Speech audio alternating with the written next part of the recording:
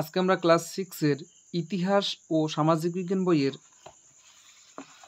123 নম্বর পৃষ্ঠার কাজের সমাধান করব।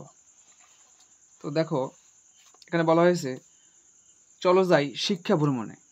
পরের দিন ক্লাসে নীলা হারুনকে বলল, আমাদের দেশে তো অনেক ধরনের ভূমিরূপ আছে, আমরা তো সেসব জায়গায় কোনো একটিতে শিক্ষা ভ্রমণে যেতে পারি। মিলি বলল, চলো তাহলে খুশি আপা ক্লাসে আসলে তাকে এ বিষয়ে বলি। খুশি আপা ক্লাসে এলে নীলা তাদের মনের ইচ্ছা আপাকে বলল।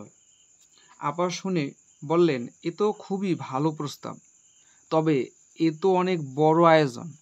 তখন তারা সবাই মিলে আলোচনা করে ঠিক করলো ও আয়োজনে তাদের কার কার সাহায্য লাগবে এবং কি কি আয়োজন করতে হবে।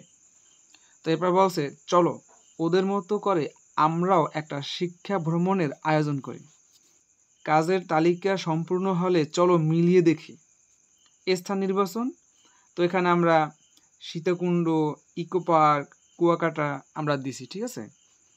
এরপর দিন, তারিখ বা সময়, এখানে আমি দিয়েছি এখানে যে 2/2/2024। এখানে যানবাহন আমি বাস দিয়েছি।